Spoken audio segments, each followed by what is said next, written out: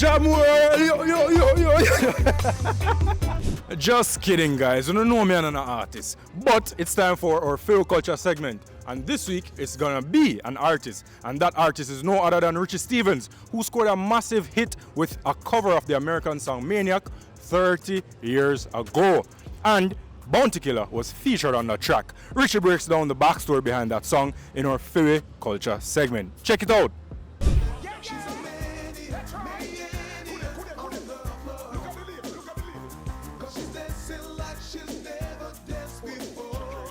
What was the reason why you guys said we had to cover that song? All right, so again, my whole North Coast experience taught me a lot of things musically. That was one of the songs that I used to perform on the North Coast, and when we sing that song, the dance floor always ram. So it's a song that I love for that reason. I was in a stone up dance, and a particular rhythm was playing. I think it named Hot Wax. Sly was the one who played the drum, programmed the beat on that rhythm. And I was there on the rhythm playing, and I start singing Maniac in my head. He's a maniac, maniac on the floor. And after the dance, start thinking about recording the song. Just a champion girl on a Saturday night, looking for the time of her life.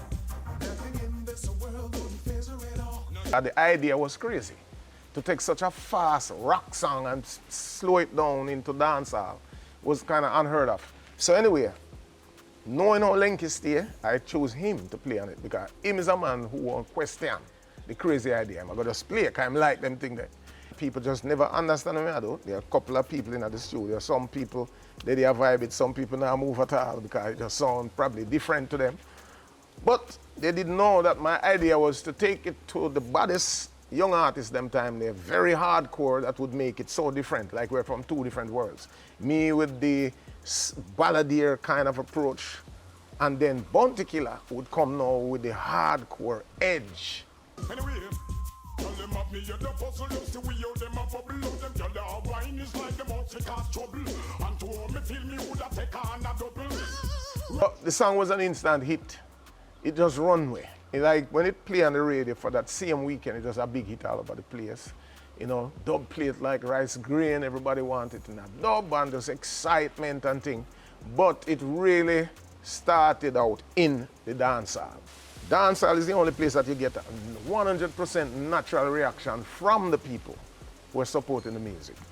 So when a song play, you can see on the people's face, you can watch how they move their body to it or don't move at all to know if they like it or not.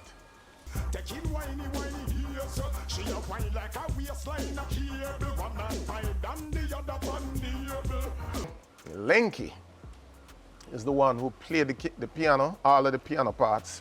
Sly is the one who programmed the drum, Danny Brown who played the bass. So Maniac was one of them songs that really hit, and when Maniac released during that time, I was everywhere in the world touring.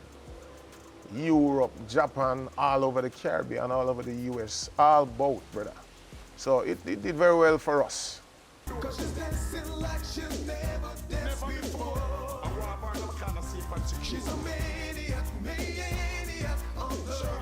All right, Pree Dis fam, that is how we're gonna close out this week's show. But before we go, Eddie, what was your highlight of the day, fam?